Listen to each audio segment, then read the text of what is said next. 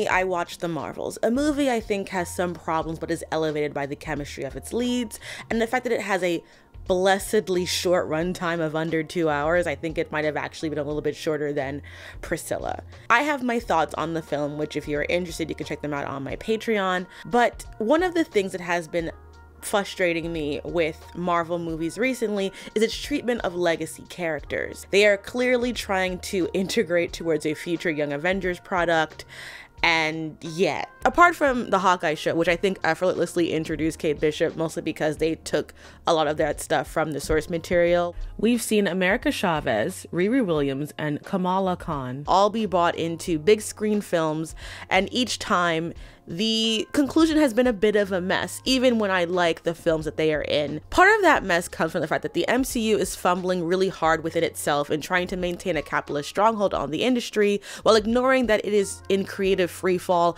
not to mention all the outside stuff going on with the Jonathan Majors case, also what was happening with the actor who played Namor. On top of that, legacy characters are already super hard to do in comics. A lot of what happened with the MCU was a cult of personality forming around certain actors who are playing those characters. That's why Sebastian Stan has so many stans. Chris Evans had people being mad that he married a 26-year-old for the wrong reasons. These actors were attached to these characters, and while that hasn't translated into them having successes outside of the MCU, them together with these characters create a brand that was strong for both them and the MCU.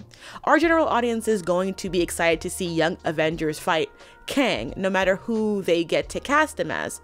Probably not, because we don't have an attachment to those characters and you can't build that in at this late in the game. So today I want to talk about these legacy characters, who they are, how they've been done wrong in my opinion, and why it was always going to be harder for them to make it onto the big screen in the first place. This video is sponsored by GiveWell. There are over 1.5 million nonprofit organizations in the United States and millions more around the world. How do you know which ones can make the biggest difference and the biggest impact with your donation? GiveWell was founded to help donors answer that exact question. They put independent studies and charity data to work to help donors direct their funds to evidence-backed organizations that are saving and improving lives. For me, I feel like that approach is a really productive one, and especially interesting in how they highlight the cost effectiveness to illustrate how your donation will matter and gives you information about other charities' programs in order for you to make the most informed decision about which charitable cause is best for you. I also appreciate they hold themselves accountable for the mistakes they have made and therefore work towards improving things constantly. GiveWell has now spent over 15 years researching charitable organizations and only directs funding to a few of the highest impact opportunities they've found through their research. Over 100,000 donors have used GiveWell to donate more than $1 billion. Evidence suggests that these donations will save over 150,000 lives and improve the lives of many millions more. All their research and recommendations on the site for free. You can make tax-deductible donations to all of their charities and funds. And if you've ever donated to GiveWell's recommended charities before, you can have your donation matched up to $100 before the end of the year or as long as matching funds last.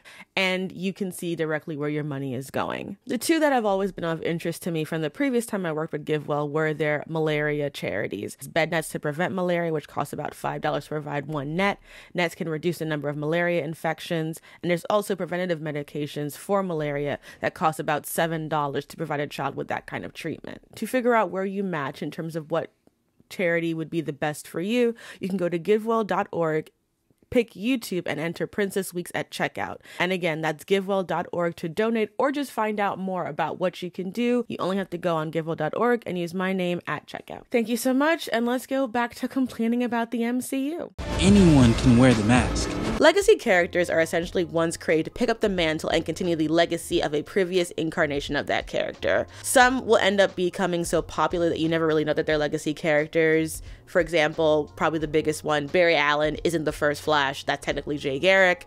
There have been multiple Robins. Other people have taken on the role of Batman when Bruce has been injured, etc. And recently, due to the push to have more diversity in comics, these legacy characters or spin-off characters have been largely used to introduce more diversity to the genre.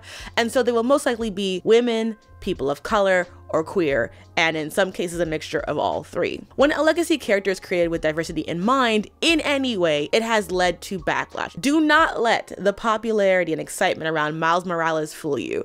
It has not always been like that. People used to hate Miles for being Spider-Man and felt like his existence was invalidating to Peter Parker. They felt like he was just like a token. Really, it hasn't been until recently that people have really loved him, and that's because of the Spider-Verse films. And see, at least for me anyway, there was already an element of Peter Parker fatigue as Spider-Man because there had been 3 different incarnations in existence within the last 20 years. Miles had never been done before, so that meant not only were they getting to adapt Miles, but introduce him into a wider audience. Into the Spider-Verse was Miles' story and allowed him to grow into Spider-Man in a way that honored the legacy of the character while also expanding upon the ethos of that character, which is anyone can wear the mask. And I don't think it can be overstated how important it is to have given him that space to not only work with other versions of Peter Parker that we as audiences are more familiar with, but have his introduction to the broader audience be about carrying on that legacy. And that is a nuance and a narrative necessity that so many of these other films fail to do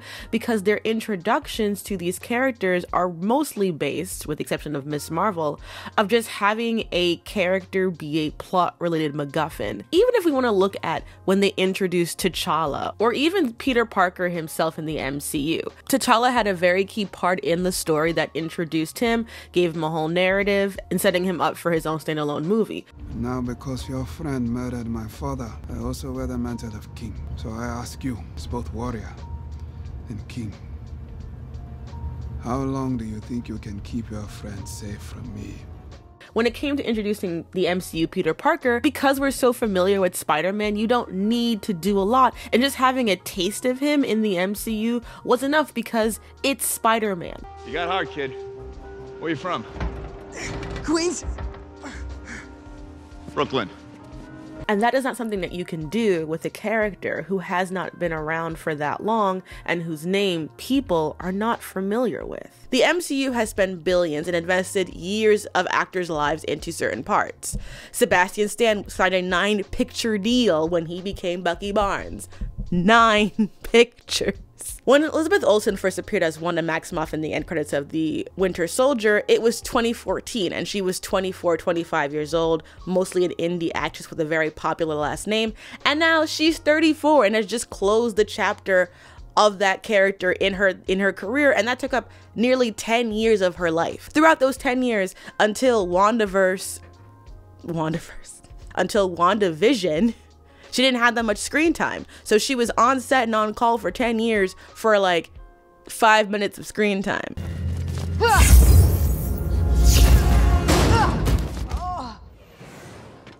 You were pulling your punches.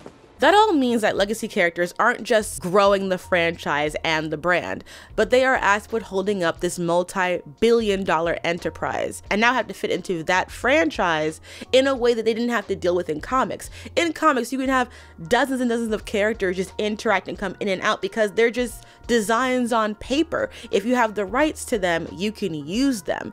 If you don't have an actor on set, you have to find a way to explain why they're not there. That's why, for example, Ultron was the creation of Tony Stark and not Hank Pym, because they weren't doing Hank Pym then, and it wasn't worth it to introduce Hank Pym then versus to just do it now with Tony, who's also a scientist, because there's like 70 different scientists in Marvel, so like pick and choose one. But that means that a lot of the connections that would organically come in a hyper-connected comic book universe over decades and decades then gets smushed and whittled into, we need these characters to fit into this franchise with the actors that we have, with the characters that we have, and so they just have to fit by any means necessary. All we knew is that they wanted to take my power for themselves. What power? I can travel the multiverse. Now, not to cash in my cards too early, but America, in my opinion, got done the worst out of these 3 characters that I'll be talking about today.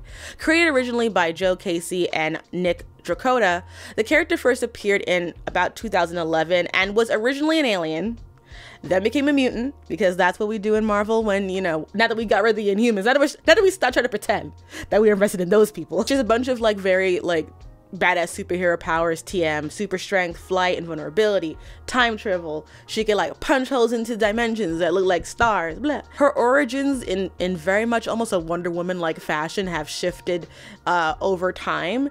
And I think currently the canon for her is that she wasn't really an alien. She was just raised by scientists, but then her parents died very dramatically. Her two moms died, and she created the whole alien thing as a way of coping with the trauma of that. Only Atahala knows, girl. But most importantly, due to writers like Gabby Rivera, her Latina identity has grown and evolved beyond just the she was brown. She is a badass tank, visibly brown with curly hair and unambiguously like proud of being queer.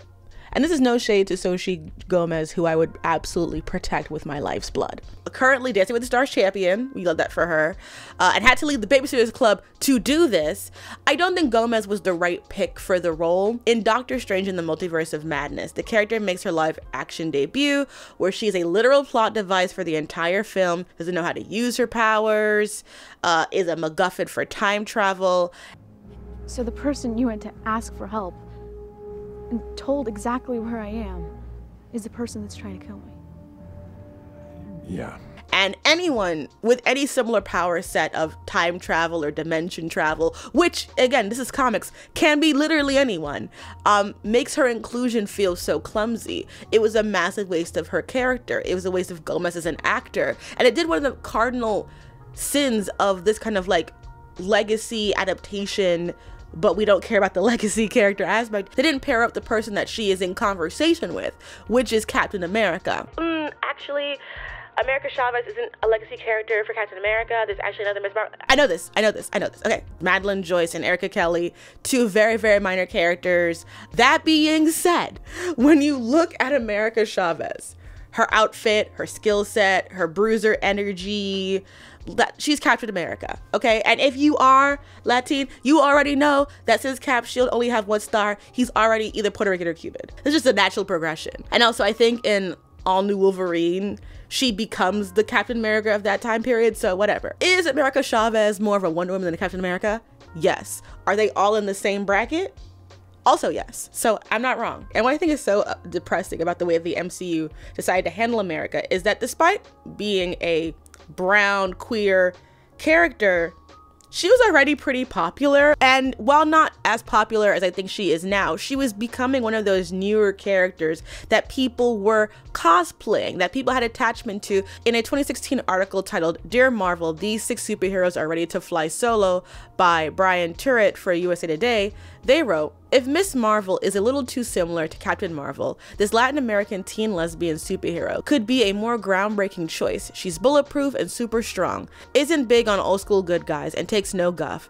Miss America just sounds like a great movie title. Or maybe she takes over the Star Spangled Shield if Marvel needs a new Captain America one day." So even in 2016, if you are thinking about building out a comic book world beyond just like the Infinity Saga, which I think where's where it should have ended anyway, you have to start thinking about how are we going to bring in these characters and create these long-term investments that work out. In order to have this kind of like weird father-daughter dynamic with Doctor Strange, because I guess every gay girl with 2 moms needs a dad, they depower and defang her in every significant way.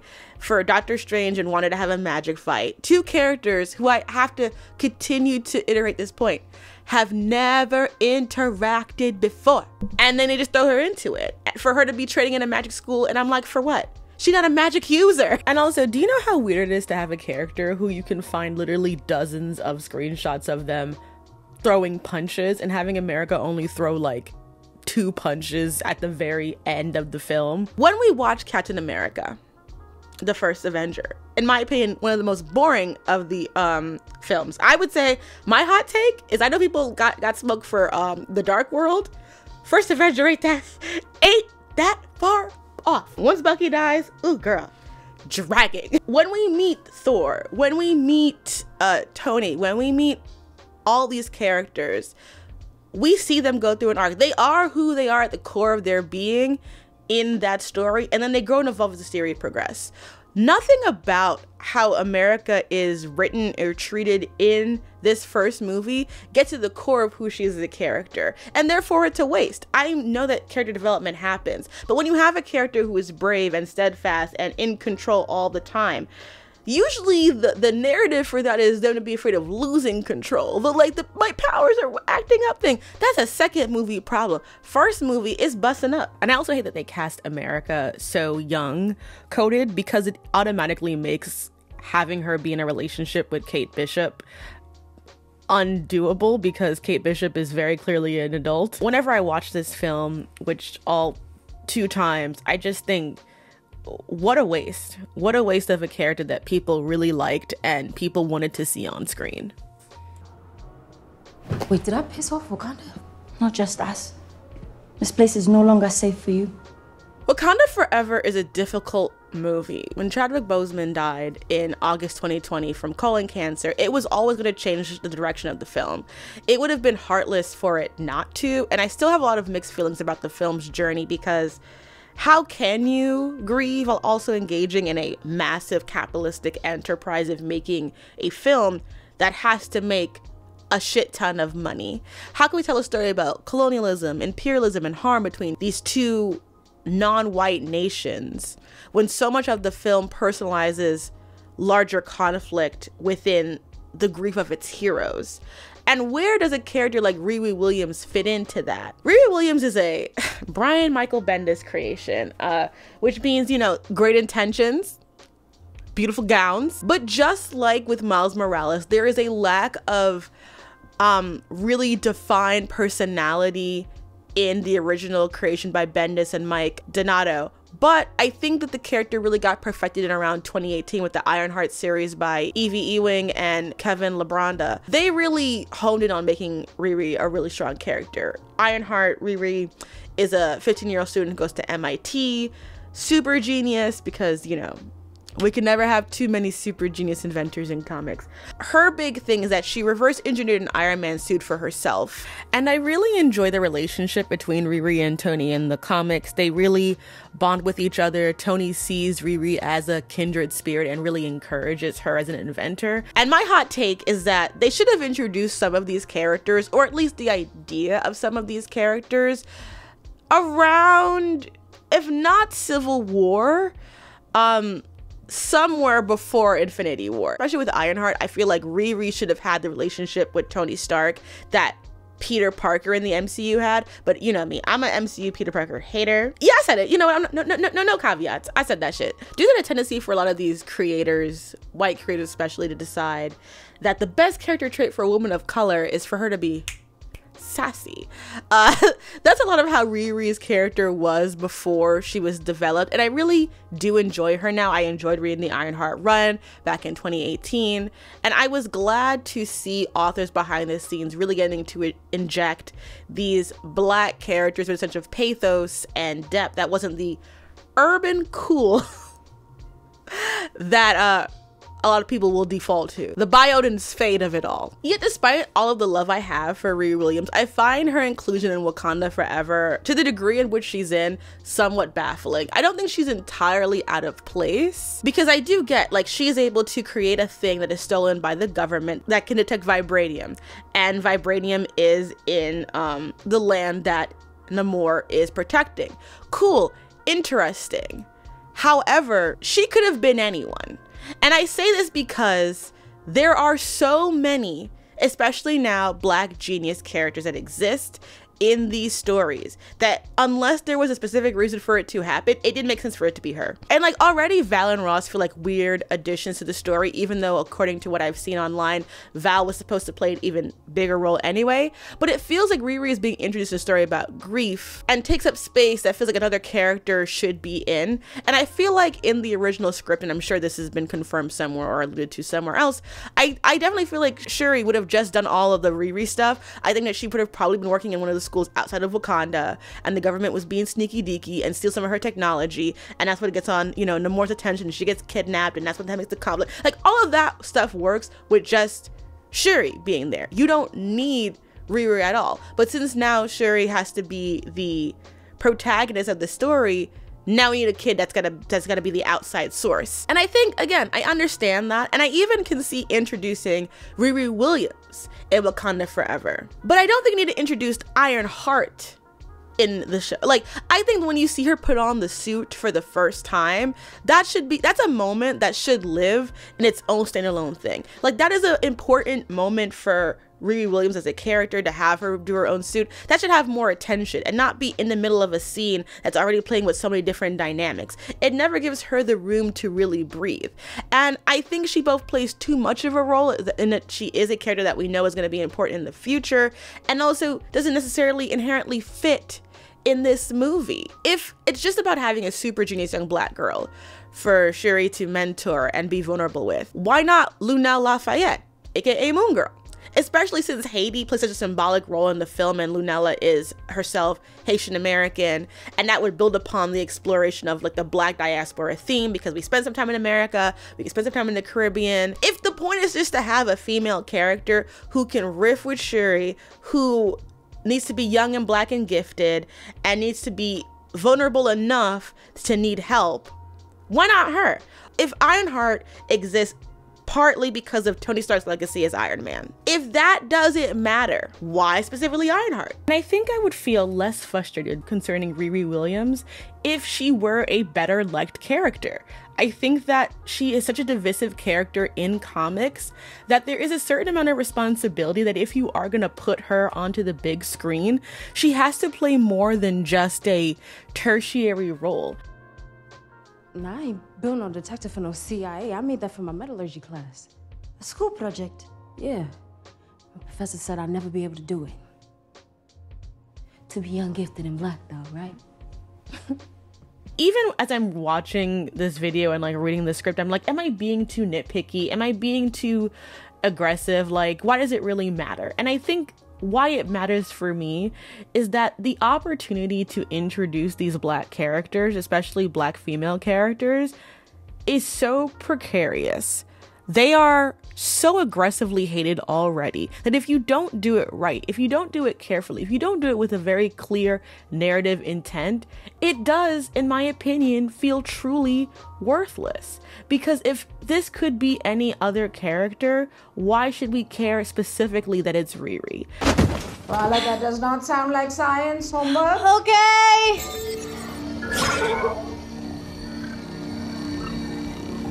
One of the biggest things that I know I need to accept and get over, but I have refused to do so, is that due to the nature of the MCU and what it has meant for Marvel, certain things have happened and have changed in order to make those two worlds somewhat match at times, which will include powers, backstories, entire storylines that I hate because I don't think they make any sense. Wanda. The return of the Inhumans is just one of those things that I just can't accept it. To be totally fair, the Inhumans have existed before the MCU became a big deal. Lee and Kirby came up with them. They're old school characters, but they suck. sorry, I kid. I kid.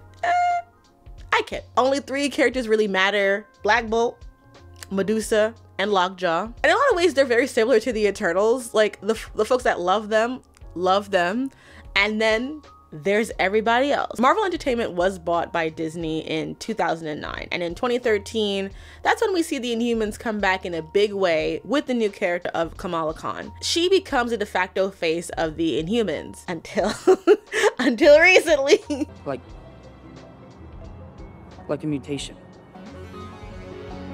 And Kamala Khan is probably the most successful legacy character of this new generation. And it helps that she was created by a diverse group of editors and creators that were really invested in making a young female Pakistani character who was there to embrace the fullness of what you could do with a quirky, you know, shape-changey female character. Because I'm not a huge Captain Marvel fan in general, because I feel like that character, like, Carol to me has just never been that interesting. In my mind, she's always gonna be the chick that Rogue stole her powers from. What are you doing? I think that Miss Marvel is interesting in the same way that I think like Sue Storm and Jean, in terms of being really important female characters that had to eventually be reworked and retooled because they were just overloaded with so much horrible sexism for the majority of their existence. And so I think that, you know, Miss Marvel being transformed into something new now, Carol as she is now in the MCU is just kind of like in the most girl bossimified way. And Brie Larson is great. You're not gonna get any Brie Larson slander on this page, okay? Not for the lead singer of The Clash at Demon Head. Hello again, friend of a friend. I knew you were. When Kamala was introduced as an Inhuman, she had these body morphing abilities, which were really, you know, fun and weird. But when she was adapted into the live action, her powers were changed into generic light bullshit. What are you doing? I think there's some characters who are very much set up for the big screen. They're very naturally sort of cinematic. But with Miss Marvel, we really weren't interested in creating something that had very obvious film potential. She's got very comic booky powers. God bless them trying to bring that to live action.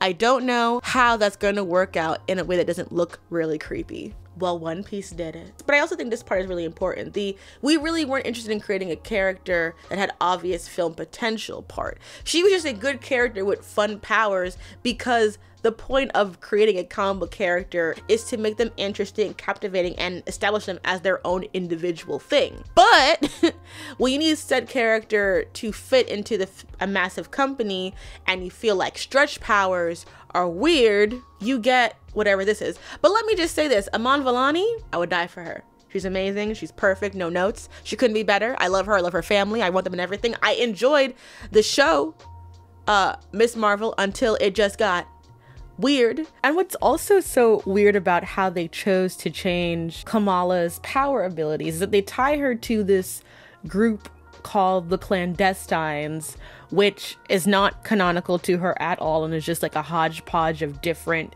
characters in Marvel history.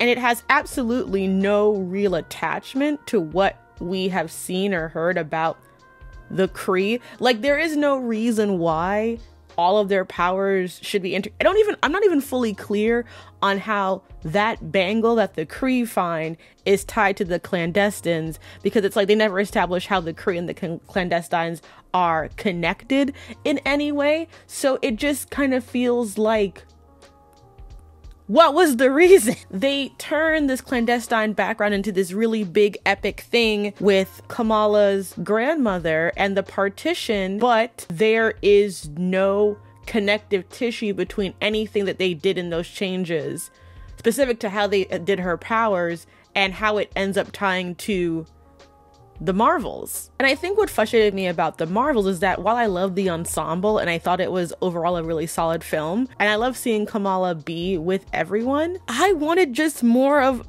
Monica and Carol. Like, that is the core relationship, and I feel like they had so few scenes in the film really dealing with their emotional baggage. I do think that Miss Marvel, the show, is overall pretty good. I enjoy the generational trauma. I enjoy the way it used historical events of the partition to tell a really great story. But I think that what's frustrating about her and Riri and America is that all of them become warped and smothered in order to fit the MCU for whatever film they have to be in that very moment. And it becomes less about how to make them be long-lasting characters that can have fans and can exist as that, because who has been thinking about Riri Williams this much since the movie? And I think when you only make them to serve a purpose that is purely capitalistic, you lose the ability of having the narrative grow organically. Like right now in comics, you know, Kamala has died like 6 times. She getting Gwen Stacy forever, but she comes back. So I guess that's more Jason Todd. But she's now a mutant. Why? Because the MCU has mutants now. That's shallow storytelling. It is shallow storytelling to have your entire character roster be moved over and compelled purely by what will fit into the bracket of a company that is afraid of investing any money in any interesting storytelling, as they have failed and failed and failed to reach the heights that they want to reach because they need to reach their bottom dollar because they want to spend so much money on these weak sauce projects. We are seeing the characters matter less and less, and just the overall pomp and circumstances. They're giving us like all of this garbage and telling us that it's food, but it's just shallow storytelling. If Kamala's powers in the comics were created to illustrate her awkwardness, to tell a larger story about identity and body issues, how is just making them generic light powers because it's more cinematic actually better storytelling than just having her have fucking stretchy powers? Like, stretchy powers are very common. You should learn how to use that technology eventually. You know, like you're gonna have a Fantastic Four movie. Like eventually, you have like, what are you talking about? His whole thing is stretch. Even going back to the first Iron Man movie, I will never forget. I didn't really know who Iron Man was because, as we remember, he used to be a B-lister. I remember my sister being so excited that they built an actual suit for the film, and how exciting it was to have that kind of realistic stuff in there. And somewhere along the line, and I think the line is, you know, Endgame's Disney Plus hold, that's been forgotten. And when I tell you, when I watch Iron Man, even though, you know, I see it, I'm like, ooh, the Islamophobia is, attacking me on all sides. That movie is so solid. The sense of awe you get, the character development, just everything about that movie is so fucking good, besides the politics. It's so good because it was a well-made creative movie that was trying to do something at that time different, and it pushed the envelope. And when you forget how to do that, you were just creating garbage. I think so many people reduce this argument to just like, oh, you're just nitpicky about changes. Like, listen, when I'm nitpicky about changes, I will let you know. Obviously, so much of the show is an adaptation, and we thought it was important to make sure that her powers are linking to larger stories in the Marvel Universe. We wanted to make sure there's a little more story to tell after this series. Obviously, if she goes into the Marvels, the powers do look different, which is controversial. I think what makes me feel so protective about these characters and why this topic has been like in my head for a while is twofold.